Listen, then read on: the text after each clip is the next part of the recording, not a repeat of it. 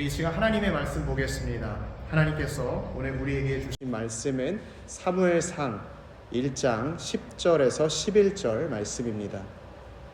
구약성경 사무엘상 1장 10절에서 11절 말씀입니다.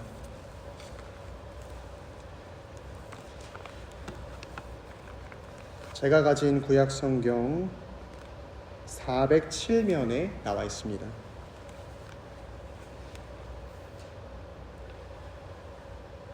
우리 다 찾으신 줄 알고 하나님의 말씀 한 목소리로 봉독토록 합니다. 한나가 마음이 괴로워서 여호와께 기도하고 통곡하며 서원하여 이르되 만군의 여호와여, 만일 주의 여종의 고통을 돌보시고 나를 기억하사 주의 여종을 잊지 아니하시고 주의 여종에게 아들을 주시면 내가 그의 평생에 그를 여호와께 드리고 삭도를 그의 머리에 대지 아니하겠나이다. 아멘. 저는 오늘 본문 말씀을 통해서 절망의 골짜기를 지날 때라는 제목으로 주의 말씀을 선포하도록 하겠습니다. 우리 인간 한 사람 한 사람은 정말로 연약한 존재입니다. 우리가 행복하기 위해서는 많은 조건들을 필요로 합니다.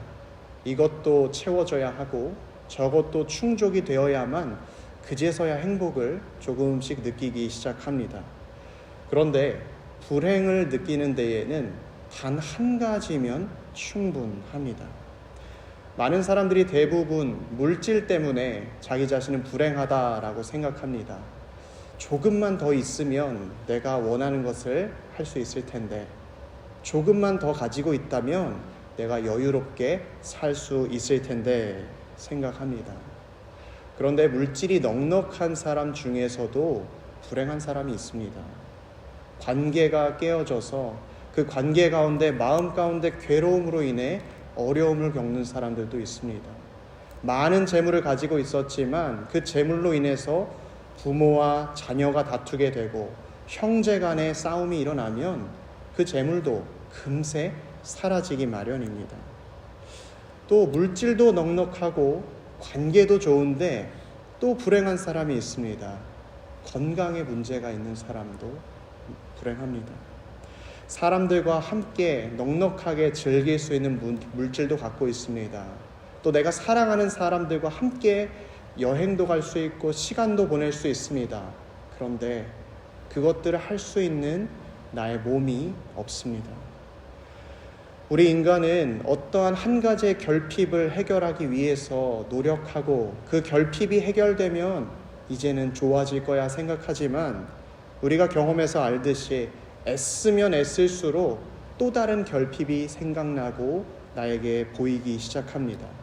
마치 우리의 사는 인생은 밑 빠진 독에 물을 붓는 것처럼 영원히 채워지지 않는 것 같은 그런 마음 가운데 살게 됩니다. 우리의 인생이 그래서 괴로움의 시간이 더 많이 있는 것이죠. 사람들은 이 괴로움을 어떻게 해결할까 고민했습니다. 그런데 가장 지혜로운 사람은 이 괴로움의 문제를 하나님 앞에 가져와 호소하는 사람입니다. 나의 영혼아, 잠잠히 하나님만 바라미요 나의 구원이 그에게서 나오는도다. 지혜는 다른 것이 아닙니다. 우리의 모든 문제가 하나님으로부터 해결된다는 것을 아는 것, 그리고 그것을 실천하는 것이 바로 지혜입니다. 오늘 본문 말씀은 이 지혜를 우리에게 가르쳐주고 있습니다. 절망 가운데 살고 있는 성도들에게 또 하나님의 능력을 경험하는 기도가 무엇인지 우리에게 오늘 증거합니다. 우리가 함께 읽었었던 본문을 보게 되면 주덱에 등장하는 한 여인의 이름은 바로 한나입니다. 이 한나는 살면서 굉장한 슬픔과 괴로움 속에 살고 있습니다. 그녀의 불행은 자녀가 없음에서부터 시작이 되었습니다. 고대 근동에서 자녀가 없다라는 말은 현실적으로 또 영적으로 저주를 받았다 이렇게 여겨졌습니다. 현실적으로는 자녀가 노동력을 상징했었기 때문에 그 집에 자녀가 얼마나 있느냐라는 것은 그 집이 얼마나 많은 일을 할 수 있느냐라는 말과 동일했습니다. 부모님들이 나이가 들면서 다른 사람에게 도움이 필요하고 나의 몸을 의탁하여야 할 때 자녀가 없는 사람은 나를 부양해 줄 사람이 없기 때문에 노후가 불안정하고 불안하죠. 그래서 자녀가 없다라는 말은 현실적으로 그들에게 저주로 다가왔습니다. 또 영적으로 자녀가 없다라는 것은 자녀가 하나님께 축복을 받은 상징으로 여겨졌었기 때문에 하나님께서 저 집에 자녀를 주지 않았다는 것은 뭔가 저 가정이 혹은 저 사람이 하나님께 죄를 지은 것은 아닌가 이렇게 여겨졌습니다. 당사자에게 그 이야기를 하지 않을지라도 사회에 암묵적으로 그런 분위기가 형성이 되어 있었습니다. 그렇기 때문에 자녀가 없다라는 사실은 한나를 너무나도 괴롭게 만드는 문제였고 슬프게 만들었던 문제입니다. 그런데 한나에게 자녀가 없었지만 있었던 게 하나 있었습니다. 원수가 있었습니다. 원수의 이름은 브닛나였습니다. 오늘 성경의 증거를 보게 되면 이 원수 브닛나가 한나의 마음을 격분시켰다라고 이야기를 합니다. 쉽게 말해서 고통을 더하는 것이죠. 한나가 지금 슬퍼하고 서러워하는 가운데 그녀의 마음을 판단하고 조롱하고 있는 것입니다. 형님은 밥을 먹어도 애를 못 낳잖아요 라고 마주 비난하면서 한나의 마음을 격동시키는 것이죠. 우리가 어떤 사람이 겪고 있는 고통과 아픔을 해석하고 판단하는 것은 정말로 조심해야 합니다. 왜냐하면 그것은 고통을 당한 사람에게는 또 다른 상처로 다가올 수 있기 때문입니다. 우리 욥과 친구들의 이야기가 가장 대표적이죠. 동방에서 가장 의로운 사람이라고 여겨졌던 욥. 이 욥이 예배를 드릴 때 심지어 자기의 자녀들이 무의식 중에 지었던 죄가 있다면 그 죄도 용서해 주시옵소서 아주 철저하게 예배드리고 신앙생활하며 살았습니다. 그런데 그의 잘못이 아닌 사단의 시험으로 인해서 욥이 자기의 모든 재산과 자녀들을 다 잃게 되었을 때, 심지어 그의 건강도 다 상하게 되었을 때 욥의 친구들이 소식을 듣고 그를 찾아왔습니다. 처음에는 그를 위로하고 그를 격려했습니다. 그러나 이야기가 계속되면 계속될수록 사실 당신이 욥 자네가 하나님 앞에 죄를 지은 게 있으니까 하나님께서 이렇게 하지 않았겠는가? 당신의 죄를 돌아보고 회개해야지. 이렇게 이야기를 했을 때 욥은 당신 자신이 겪고 있는 슬픔으로도 충분히 어려웠지만 그 마음 가운데 친구들의 격분시킴과 격동시킴이 그를 더 어렵게 만든 것이죠. 오늘 한나의 상황도 마찬가지였습니다. 자기의 슬픔과 서름이 이미 충분함에도 불구하고 브닛나의 그 말 한마디가 그녀의 불행을 더 깊은 차원으로 더 밑으로 끌고 내려간 것입니다. 자녀가 없고 원수는 자기를 격분시키고 아주 절망적인 상황에서 한나가 오늘 말씀에서 어떤 일을 선택했는지 보십시오. 9절 말씀 상반절에 그들이 실로에서 먹고 마신 후에 한나가 일어나니, 실로는 한나의 가정이 매년 하나님께 예배를 드렸던 장소입니다. 예배를 드리는 장소에서 먹을 것을 충분히 먹고 한나는 결심했습니다. 내가 하나님 앞에 나아가 이 문제를 해결하리라. 이대로 살 수는 없다라는 마음으로 하나님 앞에 나아가는 것입니다. 한나가 오늘 어떻게 기도했는지 10절 말씀을 보십시오. 한나가 마음이 괴로워서 여호와께 기도하고 통곡하며, 한나가 오늘 여기에서 기도한 것은 통상적인 기도가 아닙니다.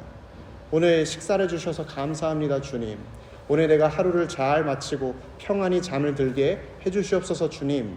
이런 일상적인 기도가 아니었습니다. 오늘 10절 말씀의 이 마음이라는 단어는 호흡, 영이라는 뜻을 가지고 있습니다. 인간의 모든 존재의 근원, 감정이 일어나는 장소라는 뜻을 가지고 있습니다. 한나는 내가 오늘 이 문제가 해결되지 아니하면, 내가 아들이 없다면 더 이상 살아갈 수가 없다. 영혼을 주님께 쏟아붓고 자기의 전심의 목숨을 걸고 하는 기도를 주님께 드립니다. 우리는 시간의 차이만 있을 뿐 누구나 인생을 살아가면서 절체절명의 순간을 마주합니다. 성경은 그때 우리에게 필요한 것이 영혼을 쏟아붓는 기도요, 우리의 마음을 주님 앞에 통곡하는 기도라고 말하고 있습니다. 하나님은 마음을 쏟아놓는 기도를 외면치 않기 때문입니다. 성경에 제가 좋아하는 야곱이라는 인물이 있습니다. 야곱은 젊었을 때 아버지에게 거짓말로 자기의 형이 받아야 할 축복을 가로채서 받아갔습니다. 자기가 그 축복을 이렇게 도둑질해 가니까 형이 얼마나 화가 났겠어요. 그 형은 야곱을 자기가 죽이겠다라고 살해 위협을 하기 시작했습니다. 야곱은 그 위협에 너무 두려워서 집을 떠나 도망자 신세가 되었습니다. 그가 살면서 얼마나 불안하고 두려움 가운데 살았는지 성경 그 내용을 보게 되면 야곱이 길을 가다가 너무 피곤해서 돌을 잠시 뱄는데 그 자리에서 바로 잠이 들었다고 했습니다. 돌을 베개 삼아서 잠들었다라고 이야기했어요. 얼마나 엄청난 두려움에 잠 못 이루는 삶을 살았는지 우리는 보게 됩니다. 그리고 시간이 충분히 흘러서 20년이라는 시간이 흘러서 이제 야곱은 자기의 가정도 이루고 자기의 재산도 다 쌓았습니다. 그런데 어느 날 형 에서가 자기를 찾아온다라는 이야기를 듣게 됩니다. 그때 그는 엄청난 두려움 가운데 휩싸이게 됩니다. 자신이 처음에 축복을 가로챈 지 20년이라는 시간이 지났지만 여전히 그의 마음 가운데 그 문제가 해결되지 않은 것이죠. 그때 그는 홀로 남아서 기도하기 시작합니다. 자기의 재산을 모두 다 먼저 보내고 자기의 자녀와 또 부인들을 먼저 보내고 혼자 남아서 주님께 기도하기 시작했습니다. 야곱이 그때 하나님께 어떤 기도를 드렸을까요? 우리가 다 상상할 수 있듯이 나를 제발 살려달라고, 나를 이 두려움 가운데에서 건져달라고 기도하지 않았겠습니까? 20년 동안 해결하지 못했었던 자기의 마음을 주님께 쏟아놓자 야곱은 그날 하나님을 만나게 되었습니다. 그는 밤새도록 기도하고 주님과 씨름하면서 주님 나를 구원해 주십시오. 내가 이 날이 아니면 도저히 살아갈 수가 없습니다. 여기서 나의 문제를 해결해 주십시오. 간절한 기도를 하자 그는 응답받게 됩니다. 오늘 본문의 한나도 마찬가지입니다. 그녀는 자기의 온 마음을 주님 앞에 쏟아내었고 주님께 응답을 받게 되었습니다. 제사장 엘리를 통해서 하나님의 말씀을 듣게 된 것이죠. 오늘 말씀을 준비하면서 저도 내가 해결하지 못한 나의 문제, 나의 절망은 무엇인가 곰곰이 생각해 보게 되었습니다. 저의 마음 가운데에는 다른 사람과 비교하는 마음이 너무 크게 있더라고요. 하나님, 저 사람은 이만큼 잘합니다. 하나님, 저도 이 정도는 잘했죠. 저는 이게 없습니다. 계속해서 비교하는 삶을 살고 있었습니다. 비교를 하면 할수록 마음 가운데는 질투가 불타오르고 내 마음 자체는 무너져 내리기 시작했습니다. 비교는 나 스스로를 절망의 구렁텅이로 몰아넣는 행위입니다. 그래서 저는 이 문제를 가지고 하나님 앞에 엎드리기로 결정했습니다. 주님, 내가 앞으로 주의 일을 계속 사역을 감당해야 할 텐데 이 마음을 가지고 내가 어떻게 사역을 할 수 있겠습니까? 이것을 해결해 주시옵소서. 하루, 이틀 기도하자 주님께서는 제게 전에는 알지 못했던 놀라운 마음을 깨닫게 해주셨습니다. 사랑하는 피스메이커 교우 여러분, 하나님은 간절한 기도에 신속하게 응답해 주십니다. 우리의 영혼의 문제를, 우리의 영혼을 짓누르는 문제가 무엇입니까? 그것이 얼마나 해결될지, 가능성이 얼마나 되는지 상관없습니다. 그 문제가 얼마나 오래되었는지 상관없습니다. 오늘 이 시간 내가 주님 앞에 그 마음을 꺼내놓고 간절히 기도할 때 주님께서는 반드시 그 문제를 해결해 주신다 말씀해 주십니다. 그런데 오늘 말씀을 계속 읽어보다 보면요, 이보다 더 놀라운 사실이 우리에게 보여집니다. 한나가 간절하게 기도하고 하나님께 응답받은 것보다 더 놀라운 것은 한나가 했던 기도의 내용입니다. 11절 말씀을 보십시오. 서원하여 이르되 만군의 여호와여, 만일 주의 여종의 고통을 돌보시고 나를 기억하사 주의 여종을 잊지 아니하시고 주의 여종에게 아들을 주시면 내가 그의 평생에 그를 여호와께 드리고 삭도를 그의 머리에 대지 아니하겠나이다. 이상하지 않습니까? 아들이 없어서 이 아들을 달라고 기도를 하러 나왔는데 그 아들을 다시 하나님께 드리겠다라고 기도합니다. 그러면 아들을 받아도 하나님께 다시 드리니까 문제가 해결되지 않는 것 아닌가요? 내가 노동력이 필요했고 사람들에게 있어서 하나님께 축복받았다라는 그 마음이 정말로 필요했는데 아들이 낳자마자 하나님께 드린다면 이게 어떻게 기도의 응답이라고 말할 수 있겠습니까? 그러나 기억해야 할 것은 기도는 일방통행이 아닙니다. 기도는 하나님과의 대화입니다. 우리가 하나님께 간구하면 하나님께서 나에게 무엇을 말씀하시는가, 이걸 듣는 것 또한 기도입니다. 신앙생활을 처음 시작할 때는 하나님 앞에 엎드려서 때를 쓰고 악을 써서 원하는 응답을 받아내기도 합니다. 귀한 일이지요. 그러나 기도의 깊은 차원으로 들어가다 보면 기도는 나 홀로 구하는 것이 아니라 하나님께서 무엇을 말씀하시는지 그것을 듣는 과정임을 인정할 수밖에 없습니다. 기도는 우리가 명상을 하는 것이 아닙니다. 나의 스스로 나의 멘탈을 관리하는 것이 아니라 또 내 스스로 하나님께 정성으로 하나님을 감복시켜서 그분에게서 뭔가를 뺏어오는 것이 아니라 주님과 교제하면서 하나님이 나에게 원하시는 것이 무엇인지를 듣는 것이 기도입니다. 세상에서 가장 지혜롭다고 알려졌던 솔로몬 왕, 그는 하나님께 1000번째 예배를 드렸습니다. 수많은 예배를 드리면서 하나님의 음성을 들었습니다. 어떤 하루는 하나님께서 솔로몬에게 찾아와 이렇게 말씀하셨습니다. 너는 무엇을 원하느냐? 내가 너에게 그것을 주겠다. 구하라. 솔로몬은 그때 자기의 원하는 것을 이야기하는데 아주 놀랍습니다. 주님, 내가 주의 왕국을 통치할 때 나 같은 사람이 어떻게 그 왕국을 통치하겠습니까? 나에게 듣는 마음을 주시옵소서. 백성들의 음성을 듣고 하나님의 음성을 들어서 선악을 분별하게 하여 주시옵소서. 그는 자신이 장수하는 일이나 재물을 쌓아두는 일이나 원수를 갚겠다는 기도를 드린 것이 아니었습니다. 하나님의 음성을 듣는 마음, 하나님의 마음을 구했습니다. 하나님께서는 그 기도를 들으사 감동하시고 솔로몬에게 더 놀라운 구하지 않은 것들까지도 더해 주셨습니다. 사랑하는 성도 여러분, 하나님의 음성을 듣는 사람은 기도가 점차 하나님이 원하시는 방향으로 바뀌게 됩니다. 오늘 한나는 자녀가 없어서 내가 자녀가 있어야 합니다, 주님. 그 문제를 가지고 하나님 앞에 나아왔습니다.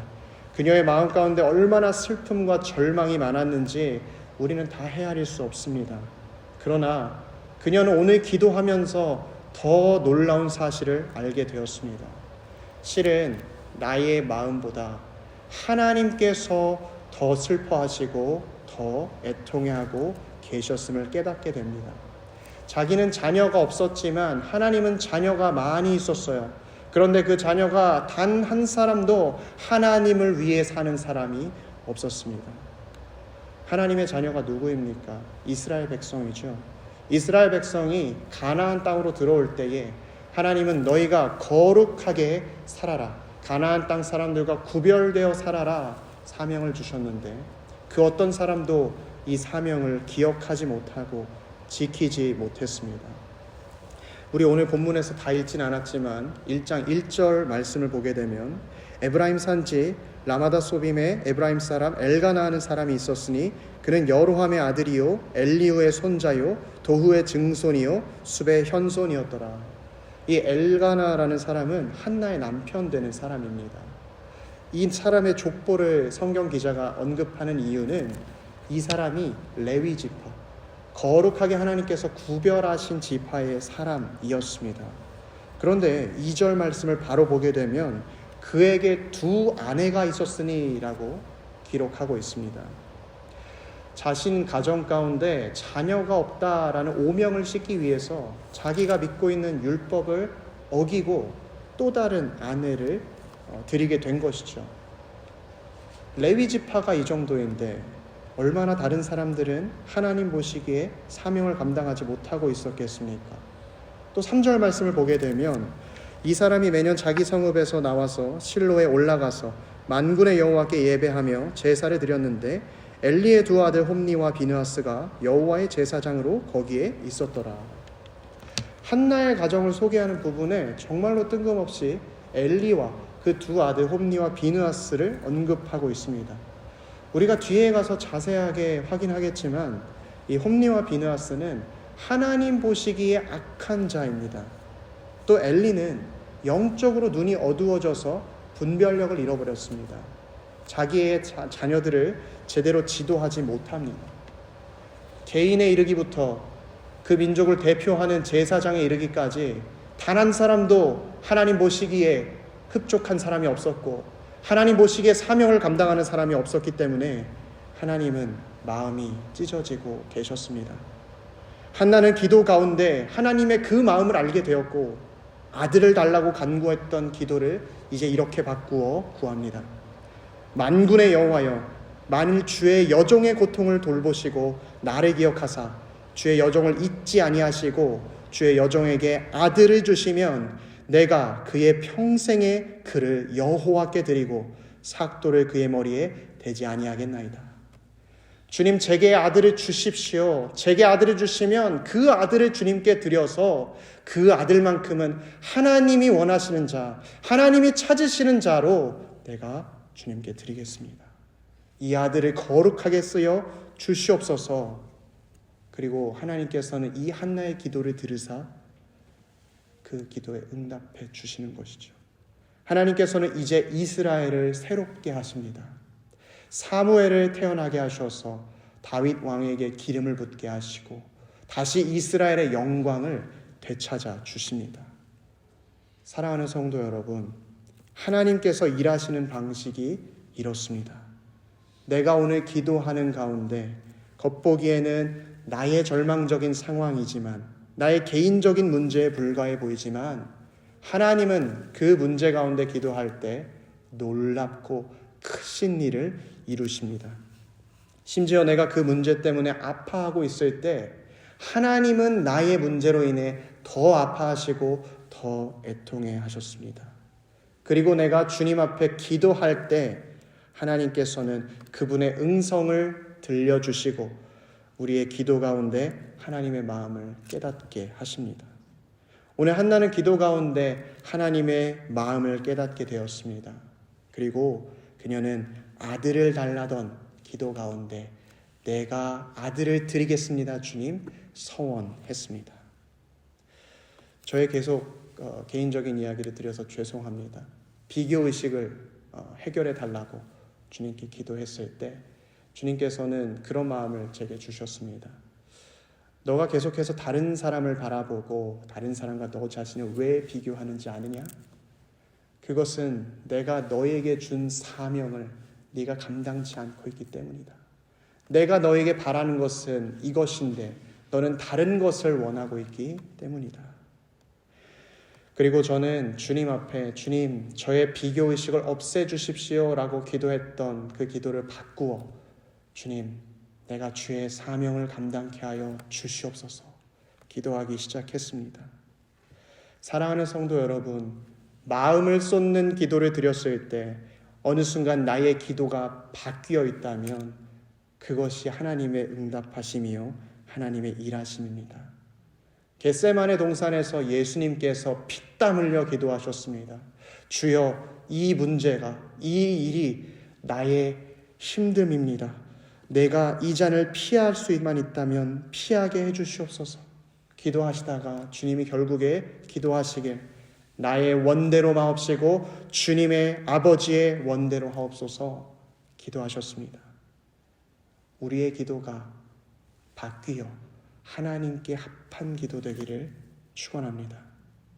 그렇다면 오늘 한나의 기도의 결과가 무엇입니까? 18절 말씀은 우리에게 증거하기를 이르되 당신의 여종이 당신께 은혜 입기를 원하나이다 하고 가서 먹고 얼굴에 다시는 근심빛이 없었더라. 그녀는 하나님께서 주시는 하늘의 신령한 복과 평안함을 누리며 돌아갑니다. 신기한 것은 지금 아들이 생긴 것도 아니고 자신이 아들이 잉태한 것도 아닌데 이미 기도한 것이 자기 눈앞에 벌어지기 전에 평강함을 가지고 돌아간다는 사실입니다. 내가 주님께 기도했을 때 그 기도가 하나님께 상달되었고 또 그 기도를 통해서 하나님의 음성을 들었다면 그것으로 이미 응답된 줄 알고 나아가는 것입니다. 하나님께서는 한나를 돌아보셔서 결국 한나가 사무엘을 잉태하게 되었고 한나도 사무엘을 서원대로 주님께 드리게 되었습니다. 어떤 분들은 이 마지막 부분을 보시면서 그래서 결국에는 아들이 없는 거 아니냐라고 생각하실지 모르겠습니다. 그러나 우리 주님이 얼마나 선하신지 사무엘상 2장 말씀을 보게 되면 한나는 사무엘을 주님께 드린 뒤에 세 아들과 두 딸을 더 얻게 됩니다. 먼저 그의 나라와 그의 의를 구하라. 그리하면 주께서 그 모든 것을 너희에게 더하시리라.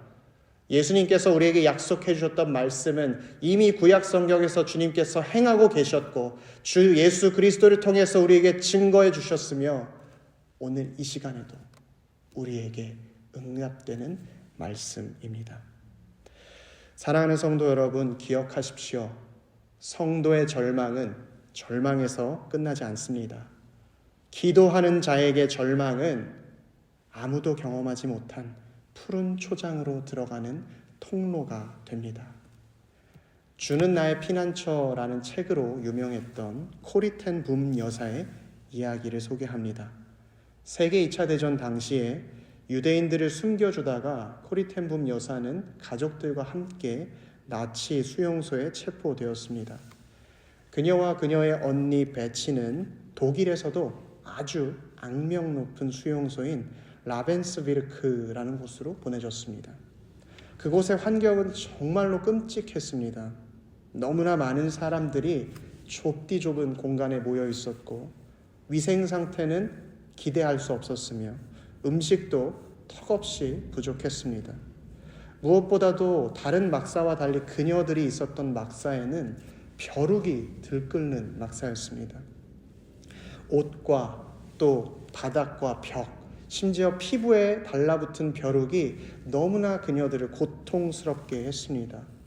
밤에도 제대로 잠을 잘 수도 없었습니다. 사람들은 절망하고 차라리 빨리 죽었으면 좋겠다. 그냥 죽음을 기다리고 있을 때 코리 텐 붐 여사와 그녀의 언니는 계속해서 기도했습니다. 그런데 이상한 일이 벌어졌습니다.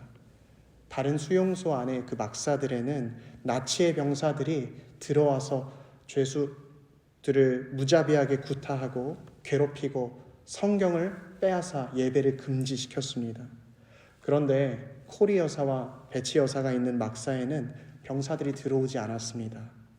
어느 날 그 이유를 알게 되었는데 벼룩이 너무 많아서 병사들이 거기에 갔다가 벼룩이 옮을까 봐 들어가지 않았던 것입니다. 그 덕에 코리 텐 붐 여사는 수용소 안에서도 마음껏 복음을 전할 수 있었고 예배 가운데 하나님이 주시는 평안함을 누릴 수 있었습니다. 절망 속에서도 하나님께서는 정말 생각지도 못한 방법으로 그녀들을 보호하고 인도해 주신 것입니다. 코리 여사는 훗날 이렇게 고백했습니다. 우리는 그곳에서 벼룩마저도 하나님께 감사해야 했습니다. 하나님은 우리가 상상할 수 없는 방법으로 우리를 보호하시고 절망 가운데서도 놀라운 평강을 주시는 분이십니다. 사랑하는 피스메이커 교우 여러분, 절망의 골짜기를 지날 때 여러분은 무엇을 하시겠습니까? 우리의 모든 문제의 해결이 하나님께 달려 있습니다. 나의 영혼아 잠잠히 하나님만 바라며 나의 구원이 그에게서 나오는도다. 아멘. 간절히 기도함으로 주님의 음성 듣고 평강 가운데 사는 우리 모두가 되길 주의 이름으로 축원합니다. 우리 이 시간 말씀 기억하며 함께 기도하겠습니다.